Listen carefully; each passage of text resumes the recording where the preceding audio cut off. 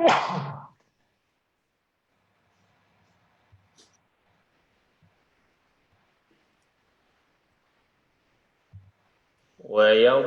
الله الأمثال للناس لعلهم يتذكرون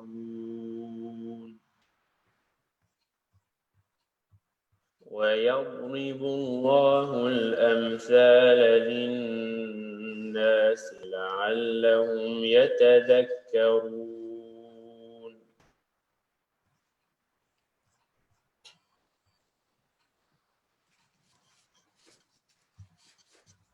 ويضرب الله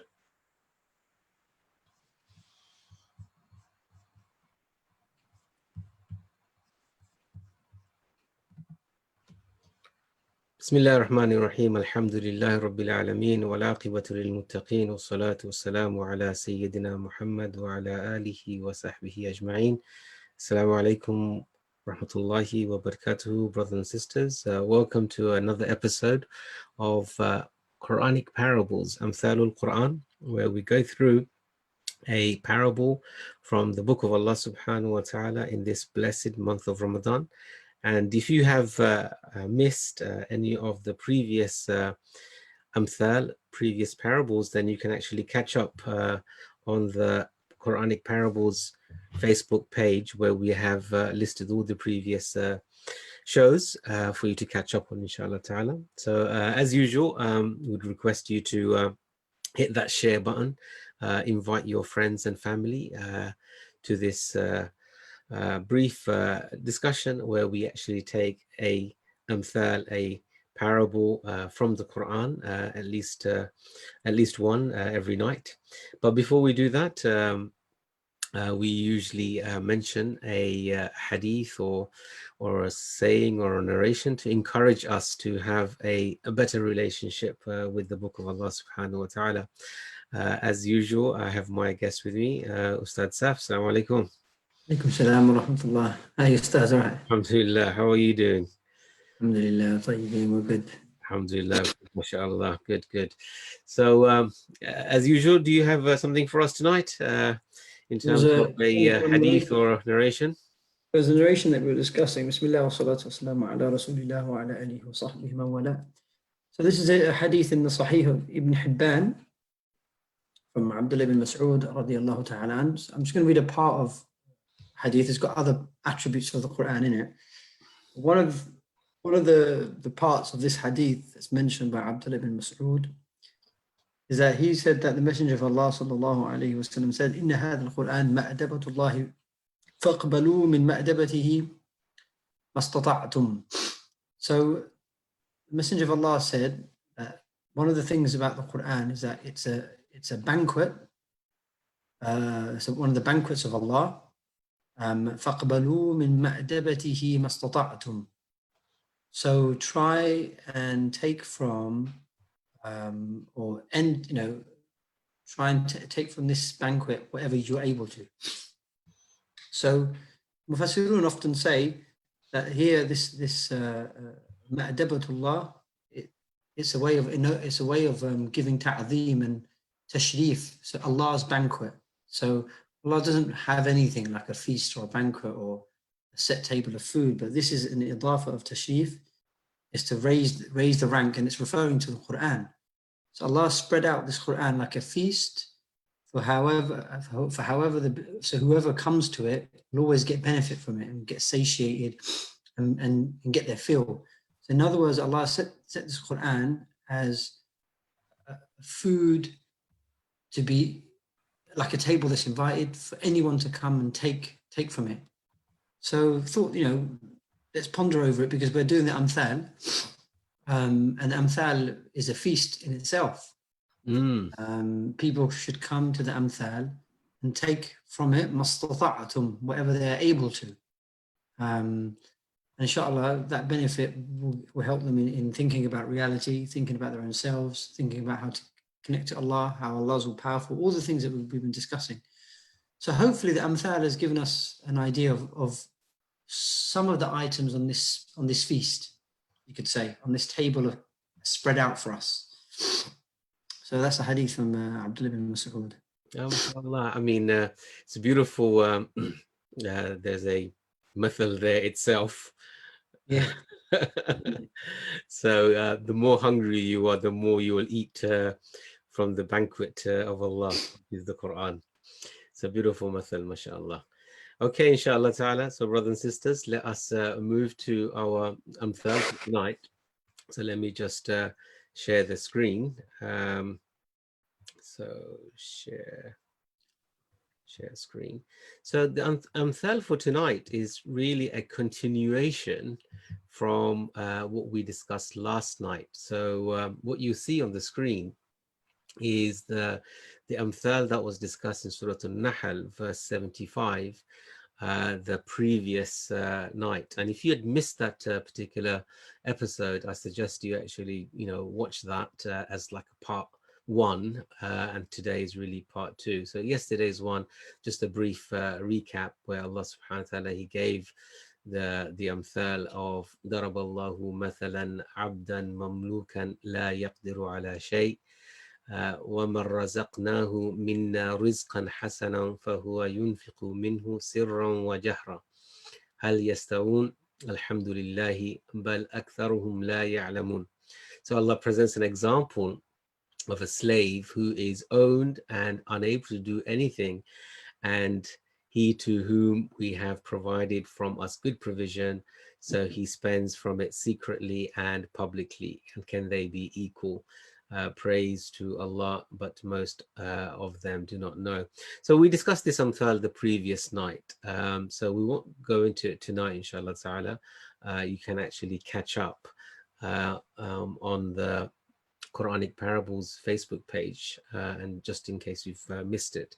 So for tonight is basically the next verse, which is verse 76 from Surah An-Nahl, which we have here, and this is the verse. So as usual, we will recite and listen to the verse and do a basic translation, and then we can go into the analysis and see what lessons we can actually learn from this amthal. So let's listen to the recitation first. وضرب الله مثلا الرجلين أحدهما أبكم لا يقدر على شيء وهو كل على مولاه أينما يوجهه لا يأتي بخير هل يستوي هو ومن يأمر بالعدل وهو على صراط مستقيم. Sadaqallahu al-Azim. In the translation, God presents another illustration. Two men, one of them dumb, unable to do anything, a burden to his carer. Whatever task he directs him to, he achieves nothing good. Can he be considered equal to the one who commands justice and is on the straight path? So this is the amthal following the previous one, which I mentioned earlier on. So let's go to the next slide, and inshallah ta'ala, we will try to break this down. So I tried to find some decent imagery for this particular amthal. So I've got this this cartoon character who's completely confused and puzzled, not all put, sort of put together. So representing one of the men who is dumb. And then I've got a picture of a man walking in a very resolute way on a straight path. So hopefully these two pictures, they can aid us in the visualization of these of this amthal, inshallah. So yeah, I couldn't find a decent picture of somebody who was dumb, and I thought I didn't want to put a human being on there. Rather, I put a cartoon on there instead. So, Ustaz, let's go into it, inshallah. Okay. Before I mention it, so I think some people might be asking about why Allah's given, I think we mentioned this already, but why Allah's given so many similar parables. And I think there's lots of reasons why Allah might give or address the same point with different parables. I think we mentioned it last lesson, I can't remember, or the lesson before. And it is each parable hits a different dimension about the same thing.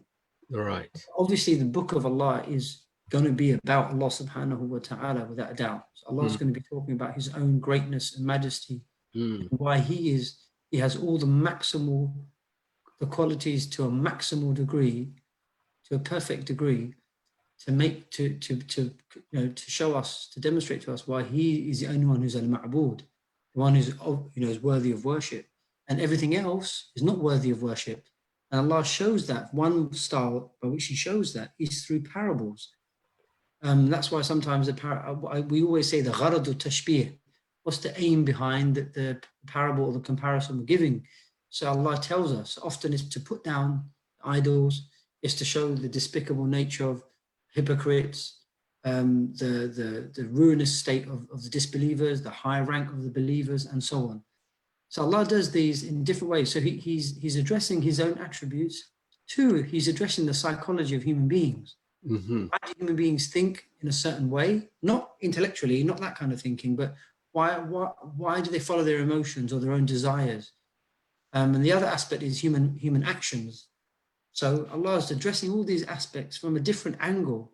So each tashbih, if you go back and reflect on them, you see they're hitting a different angle and a different dimension to it that another one perhaps doesn't cover as effectively. That's why Allah sometimes rolls off parables one after the other. So the one that we just did yesterday and this one continuing. And I think the day before that, we did two as well in one go. Absolutely. So just another additional point to what you've mentioned about repetition is that, if we look to the summary of the message of the Quran, broadly, they're dealing with one, Tawheed, the belief in the oneness of Allah subhanahu wa ta'ala.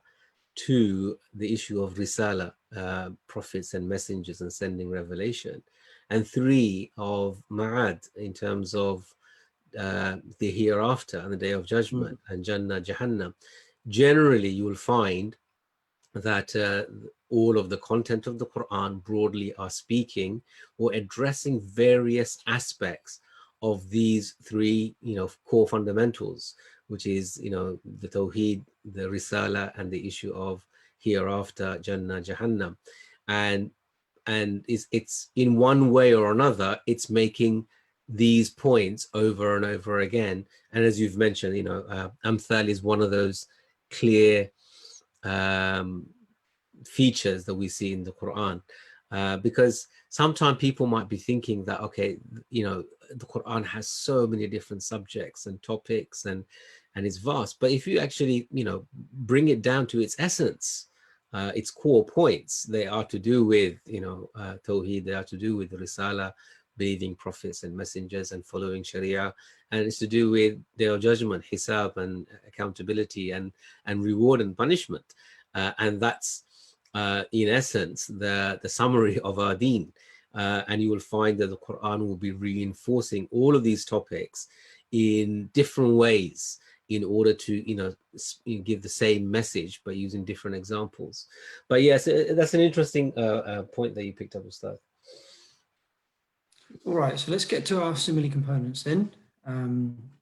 So we know this is a example because Allah says, وَضَرَبَ اللَّهُ مَثَلًا. So we know straight away that Allah's given us the clear language. Now, there are a few likened, there's two likened here because this is a composite tashbih. It's likened and there's likened to. So the first, in both cases, let's just start with the mushabbah, one of the mushabbah, which is not directly mentioned, but it's implicit. We know who Allah is referring to, given the context. So Ustaz highlighted in red there, or reddish color there, and the mushabbah is ضَرَبَ اللَّهُ مَثَلًا رَجُلَيْن. So Allah gives an example of two individuals. أَحَدُهُمَا أَبْكَمْ. So one of the two is a a mute person. Who is this mute person referring to? The likened here is supposed to be the following: either the disbelievers or the actual idols themselves, like the statues that Allah mentioned in the previous verse. So that's the mushabbah, and the likened to the abkam, la yaqdiru ala shay. They're compared to a mute person or a deaf person and dumb person, but unable to speak or hear. La yaqdiru ala shay. He's not able to do anything, or she's not able to do anything. And that's the mushabbah bihi. So the non-believers or the idols and the statues who are not mentioned in the ayah, it's implicit, they are likened to what? That impaired someone who's impaired, can't do anything. وَهُوَ كَلٌّ عَلَى مَوْلَاهُ. And that person becomes a burden for his guardian. أَيْنَمَا يُوَجِّهُ لَا يَأْتِ بِخَيْرٍ. Whatever you try and tell him to do, whatever task you try and tell them to do, they can't do anything. In other words, Allah's given us an illustration of lack of power, impotence, unable to do anything, lack of benefit. The second category is the mushabbah. But again, the mushabbah is not mentioned, the believer is not mentioned, Allah is not mentioned directly. So it could refer to these two. So what are they compared to? مَن يَأْمُرُ بِالْعَدْلِ. The mushabbah bihi, they're compared to what? They're likened to what? That or he who commands justice. So the believer or Allah is likened to the person who commands justice. وَهُوَ عَلَى صِرَاطٍ مُسْتَقِيمٍ. And believe it or not, the sirat al-mustaqim, an indication that someone's on the sirat al-mustaqim is if they command with justice, which is obviously the justice of Allah, how Allah subhanahu wa ta'ala has defined it. So the mushabbah bihi then is commanding justice, and the mushabbah, this is mushabbah number 2, and mushabbah bihi number 2 is the believer or Allah subhanahu wa ta'ala. So Allah or the believers are likened to those who call to justice, they're on the straight path, and the other group are compared to, who are the disbelievers or the idols, they're compared to a mute person who isn't able to do anything, rather they're a burden. So that's the general comparison, and again, it's indicative of what we looked at the last lesson. For those of you who weren't able to see it, you can watch it in the link provided. That this is again about the fact that idols have no power, if we're looking at idols, or the fact that the disbelievers are just so closed off and have no idea, they're clueless, because they worship idols. So either way, whichever view you want to take, Allah again, the gharad al-tashbih. The tashbih is to mock and scorn the object of comparison, because Allah they're so foolish, they're lacking all sense and reason. So that's the aim behind the tashbih, that comparison, that simile. So I think I've just color coded it just for clarity. So the mushabbah 1, the disbeliever or the idol, is the mushabbah, is implicit, and that's in blue, which is underlined, and that is being likened to a mute person, unable to speak or hear, or not able to do any good whatsoever. So that's one way of looking at it. The other is that the mushabbah 2, that this liken, which is implicit, it's either the believer, the mu'min, or it's referring to Allah subhanahu wa ta'ala, and is compared to the one who commands justice. Just a point, yeah, that's right. So just a point about the word rajulain. Now, generally in the Arabic language, the masculine encompasses the feminine. Yes. That's known in uslub al-lugha or balagha as taghlib, yes, where the masculine form contains the feminine form. So either you can take it literally as two men, or just two persons or two individuals, unless there is a reason to exclude the feminine meaning from the masculine. So that, as far as I know, Allah knows best. There's no reason to exclude. Some people do because of the sabab al-nuzul, the reason for why the verse came down. but generally we take the verse in the general meaning, not the specific case for why the verse came down. I mean, in terms of the sabab nuzul, I do recall some mentioned that this was revealed about Uthman bin Affan, Yes. radiallahu an, and so Uthman bin Affan is the woman ya'muru bil adl, yeah, is referring to one who commands justice and is in the straight path, and the one who is abkam is his mawla, his client, that he used to, enjoin Islam upon his client, but his client would not pay any sort of attention to it, or or give it any serious thought to it. So that's one of the asbab al-nuzul that's been mentioned, I think. Yeah, definitely. So yeah, Ubay ibn Khalaf also came down for him as well. And I think also, I remember in some of your notes that you said that one of the other one is that the Prophet giving da'wah to Tawheed. Yes, Is ya'muru bil adl, and the Meccans then rejecting the da'wah is compared to abkam, those who are they're sort of dumb. So it's an interesting parable, because whether you look at it in terms of from a viewpoint of who is worshipped, i.e. Allah versus the idols, or the worshippers, right, i.e. the idol worshippers versus the believer, right, because that's the two sort of spectrum, or the two sort of examples inbuilt in this metaphor, or in this parable. But the similar feature being, why is Allah making this, is to show the powerlessness, the lack of benefit, helplessness. So the powerlessness and the lack of benefit and helplessness is either in terms of the idols, their powerlessness, their lack of benefit and helplessness is compared to the abkam, the one who's dumb, la yaqdiru ala shay, he's not able to do anything. Not only that, he's a burden. He's a problem for his master, and whenever he asks him to do anything, he doesn't bring anything good, right? So that could actually refer itself to the idols itself, or to the idol worshippers. That's one way of looking at it, and the other being that that in terms of, it is Allah subhanahu wa ta'ala, he is powerful, he's the one who provides full benefit, and he's the one who provides help and assistance, and his deen is wa huwa ala siratin mustaqim, that he calls to the true deen, the straight path. So that's what other meaning. The other meaning is that the Muslim is the one who's accepted Islam and who believes in Islam, and he commands justice, and justice being putting things in their right place, right? That's as opposed to dhulm, oppression, which is putting things in their wrong place. And he is upon Sirat al-Mustaqim, because Sirat al-Mustaqim is a metaphor really for Dinul Haq.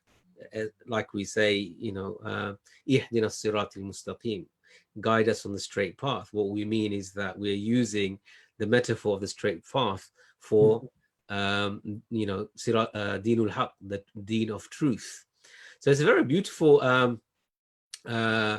parable, whether you're comparing it in terms of the deen itself, this comparison of the deen of Tawheed versus the shirk, or you're comparing the mushrik with muwahid, the one who believes in Tawheed. So it encompasses both, and both meanings are compatible and suitable, and that's fine. And I think that's one of the beauty of the Quran. It has this tawassu' al-ma'na, is encompassing of meanings. It allows for that, and they're compatible, I guess, and they're not contradictory. Yeah, that's right. Just as a balagha point, again, similar to the simile just previous to this verse, hal yastawi means la yastawi. So Allah's not asking, it's a rhetorical question. Are they equal? No, they're not equal. So then they're not equal. So that's the meaning. Hal yastawi, are they equal? It means la yastawi. No, they're not equal. So that's just for those of us who are... No, very good, mashallah.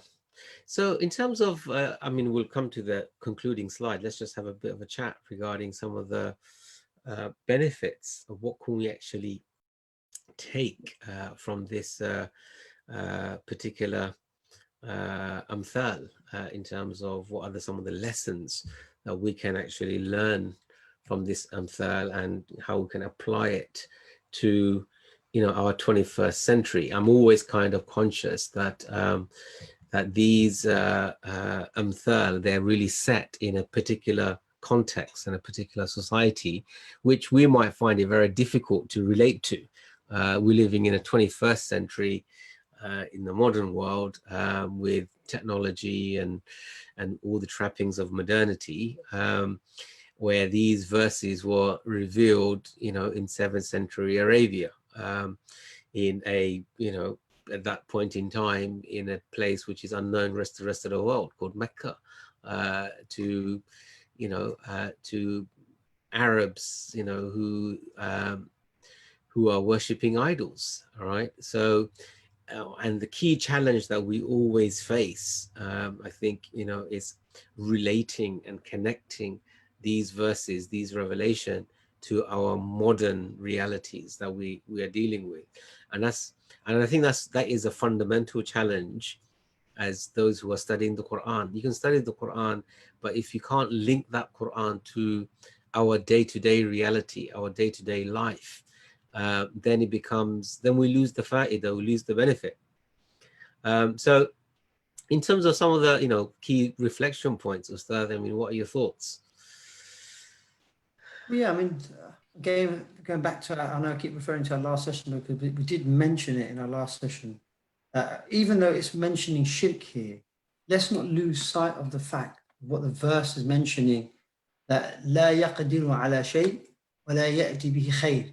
So this mute idol or whatever, the believer in their state, in this kind of you know, this lack of intellectual state, they're of no benefit. They can't do anything, and they're of no benefit. So that's something for us to ponder about. So even if we might think, well, how's this concept relevant for us? Because talking about shirk. Well, not really. It's not just shirk, but it's talking about kufr in general. The point is, with kufr comes no khair. That's the point. And so whatever kufr, whatever form, shape it takes. So kufr isn't just in belief. You know, we can have, when we refer to like kufr values, we're talking about values that are not from the aqidah and the basis of Islam. When we say kufr systems, what do we mean? We mean those systems that are not based on from Islam. They have no basis in Islam. They're not from Islam. So things, same with laws, ideas, whatever it might be. So anything that we take that's not from the basis of Islam, it can never be a khair for the ummah. Never be a khair. So I think, I think one of the key points is for us to start. Not only do we need to kind of understand what is Islam, we need to understand what is the reality of kufr itself. And in the time of the Prophet ﷺ, the major manifestation of kufr was, you know, this explicit idol worship, or he was dealing with the Jews and the Christians, and the mushrik. These are his main sort of opponents in his dawah, and you know, and the Quran dealt with all their beliefs. Now, in the modern world today, because kufr, you know, it comes in many shapes and sizes and colors, and we need to be able to identify what is kufr. And I think that is a really important point, is that not do we need to know what is iman, we need to know what is kufr at the same time, so that we don't mix iman and kufr. That's a really important point. So in terms of a criteria of kufr is, as we've mentioned, is anything that is not from Islam.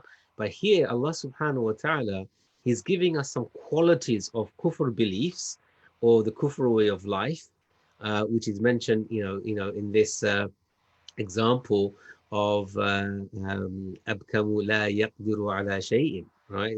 Someone who's dumb and is not able to do anything. وَهُوَ كُلٌّ عَلَى مَوْلَاهُ, and he's completely dependent. He's completely dependent on something else to sustain him. Doesn't have any independent existence and doesn't bring any good. So these are all defects, highlighting weaknesses, deficiencies, and contradictions. So one of the key things, one of the key features of kufr is that we'll find it has inbuilt contradictions. You'll have inbuilt weaknesses in terms of their beliefs. I mean, whether you talk about secularism, secularism is a belief, just as an argument's sake, separation of religion from life's affairs. And there's a compromise that, okay, there'll be a compromise. You can keep your religion to your church and your mosque and your synagogues. We'll implicitly recognize there is Rabbul Alameen, there is the Lord of the worlds. We'll recognize that, but that lordship, right, it's going to be restricted to the masjid, or restricted to the church, or restricted to other places of worship. But when it comes to life's affairs, that Lord, that creator, is irrelevant, doesn't have anything to say.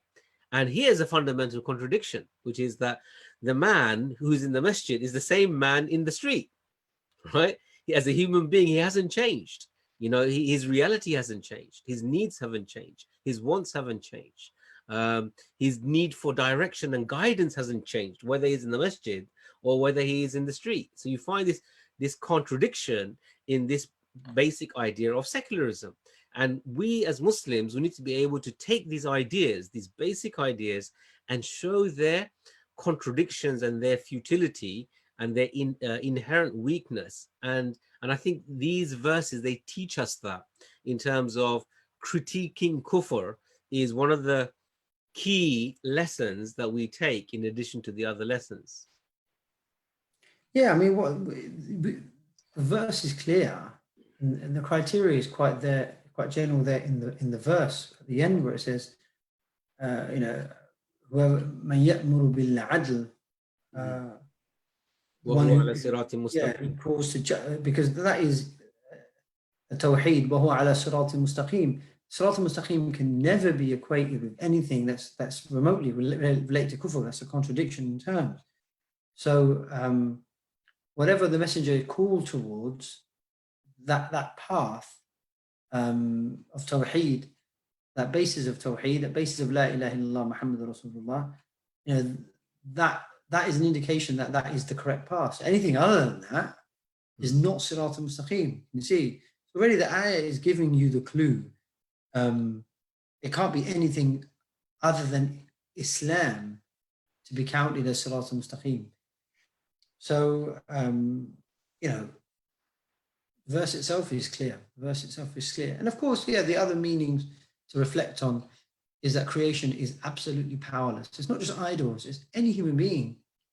And not just any human being, it's any group of human beings, whether these human beings are in a parliament or in a congregate or in a congress, or in a majlis, or in a council, or in a synod, or whatever it is, wherever they are, it doesn't matter.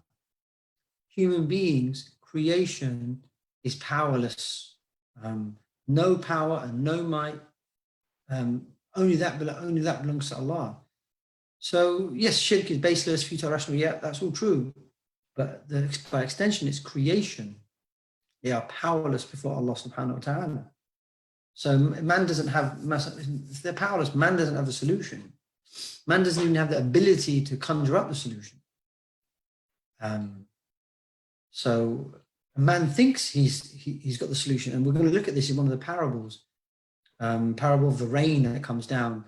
And then, it decks the earth out in beauty. We're going to look at that parable. But again, it's powerless. Creation is powerless. So we can't get our solution from creation, who's a powerless, finite, needy, limited, weak being. Alhamdulillah. Jazakallah khair. So, brothers and sisters, this again, this was a second part of two parables, which we covered the first parable the previous night, and you can watch that. And today we're just finishing off this particular parable in Surah Al-Nahl. And I think we've mentioned the reflection points. One is that those who call towards justice, they'll have they'll have an immense reward with Allah subhanahu wa ta'ala. Point two, shirk is baseless, futile, and irrational. Idols have no power, but neither does anything in creation. All goodness, might, power, the benefit is with Allah Azza wa Jal. And point three, kufr benefits no one and nothing in reality. And we need not to seek out anything related to kufr, like kufr values, idea, system, laws, etc. So this is a basic summary. So Jazakallah khair for joining tonight. And as usual, you can catch up on the previous episodes on the Quranic Parables page. And I did see a comment, someone saying, can we actually make this available on YouTube? So at the moment, we're not live streaming onto YouTube, but at some stage, inshallah, we will upload these sessions onto YouTube and just serialize them. So it's therefore your reference and your viewing in the future. So brothers and sisters, from myself, Assalamu alaikum wa rahmatullahi wa barakatuhu.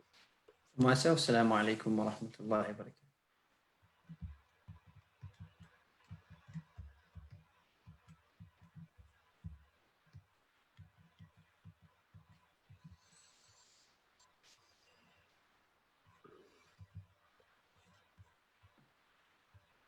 ويضرب الله الأمثال للناس لعلهم يتذكرون